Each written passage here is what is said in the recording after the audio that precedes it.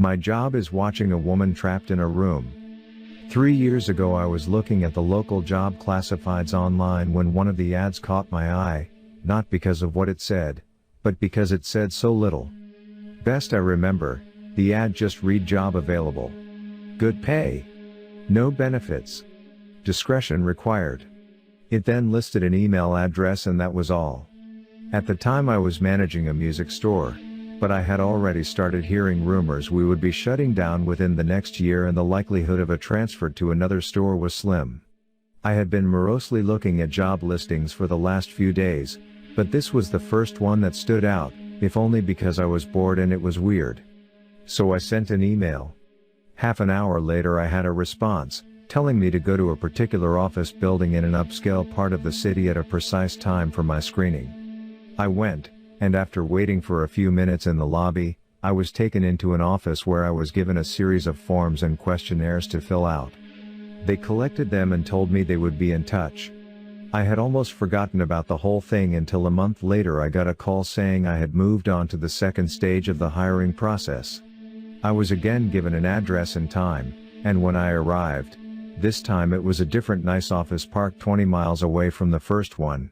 I was met by a man who introduced himself as Mr. Solomon. He escorted me into a large room that contained a chair and a desk.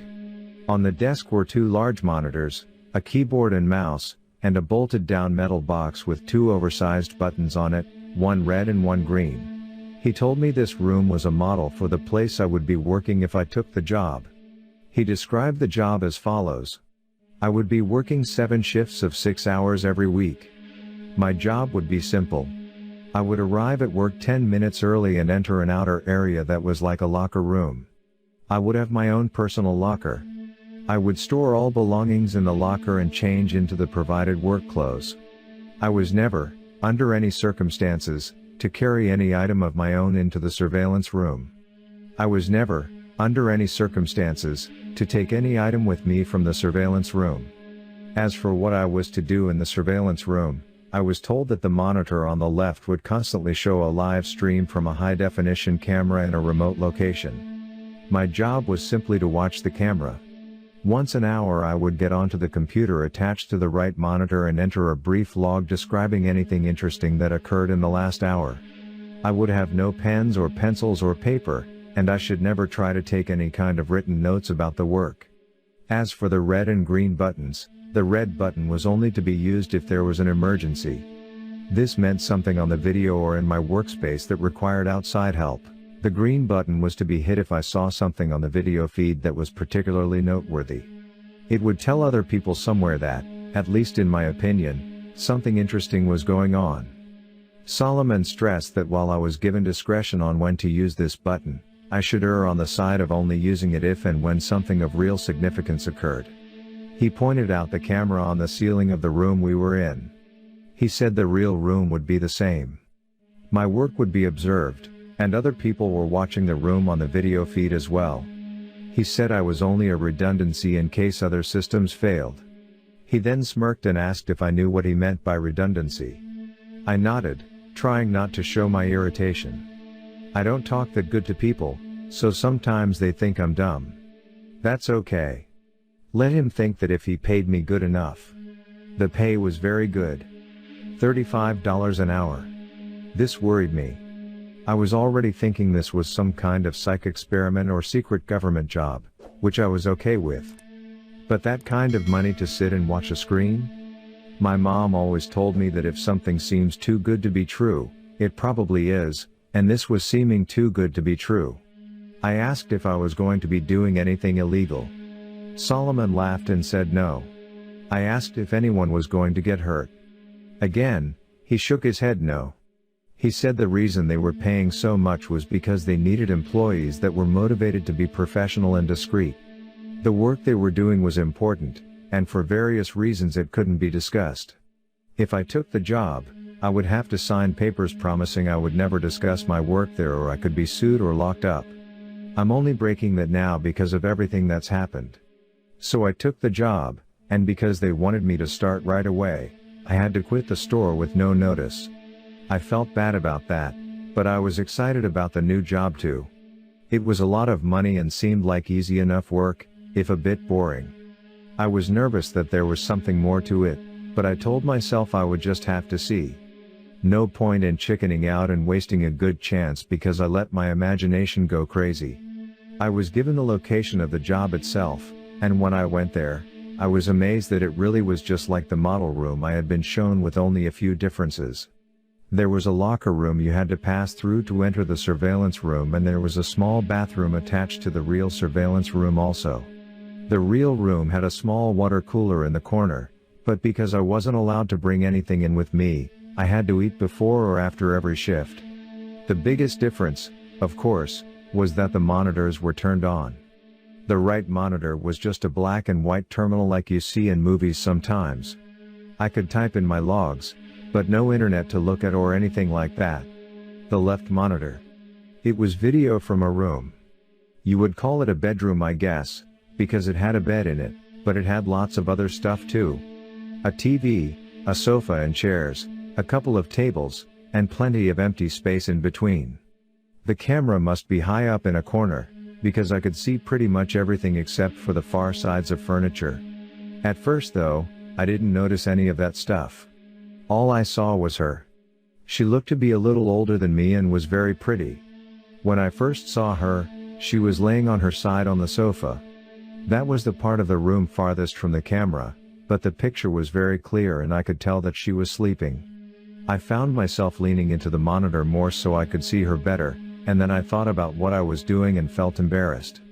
It's like I was spying on her. A peeping Tom, my mom used to call it. I didn't want to be a peeping Tom, but I didn't want to be silly either. I needed to think about it slow. It was a good job. And I wasn't doing anything wrong, right? I wasn't hurting anybody. The woman looked fine. And the room was nice. She probably agreed to be there and it's all some experiment or something. I was just overreacting. So I sat down in the chair and began my work. It didn't take long before I understood more. The woman, I took to calling her Rachel, wasn't there of her free will. I never saw her hurt, but it was clear that she never left that room except to go into what I think is a bathroom area that my camera couldn't see. Well, she never left the room on her own. Periodically, usually a couple of times a week during my shifts, men and women in strange-looking outfits would come in and take her from the room. Sometimes she would struggle, but usually she would just go along with her head hung low. They would always bring her back, though the times when she wasn't brought back during my shift were always the worst for me. I would worry about her until I got to work the next day and saw her in the room watching TV or painting. She never looked hurt or even that upset except for when they took her, and even when she fought, they were always gentle with her.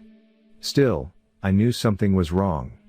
I considered quitting the job, or hitting the red button and getting someone to come so I could get some answers. Or calling the police and showing them what the camera was showing me. Except I was scared. Scared of losing my job, and scared of what these people might do to me if I quit or told on them. Solomon had told me when I took the job that part of being discreet was not asking questions. I would never be asked to do more than I had already been told, but I could never tell anyone what I did or saw, and I could never ask questions about what I was doing or why. So I made excuses. It was all an experiment. She was crazy or sick and they were trying to help her. She was doing a job just like I was. Or if she really was a prisoner somewhere, at least I was watching to make sure that she was okay. If they ever tried to hurt her, or I saw that she really didn't want to be there for sure, I could get help then. In a way, I told myself, I was helping to protect her by watching. I don't expect you to think much of my excuses. I don't think much of them myself, especially now. But in my defense, when things changed, I didn't ignore it or try to explain it away. I knew something had to be done. Rachel would usually paint for an hour or two every day, and it seemed to always be during my afternoon shifts. The room had no windows as far as I could tell, but I guess she either used a clock or her own body's time to keep to a kind of schedule. I always liked to watch her paint. The thing she was painting was always facing the wrong way for me to see it, but I could see her face as she worked. She always looked peaceful and happy when she was painting, and seeing her that way, Smiling serenely from time to time as she got something the way she wanted it, always made my day. I first noticed something was wrong when she started painting more frequently a few weeks ago. Her expression was more focused and serious, and there was a tension to her movements that I wasn't used to seeing. At first I thought she was just really trying to work hard on something, and I wanted to tell her not to worry. Every few weeks the others would come in and take the old paintings out anyway, bringing in a new stack of, I think the word is canvas. But it was more than her being focused. Something was wrong. She didn't look happy and she was going for hours at a time. In the span of 3 days, she had finished 4 paintings.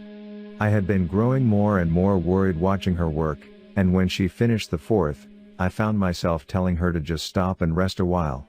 I had grown accustomed to talking to the monitor, talking to her in my own way. But she didn't stop. Instead she began moving the paintings, arranging them on the back and seat of the long sofa at the far end of the room.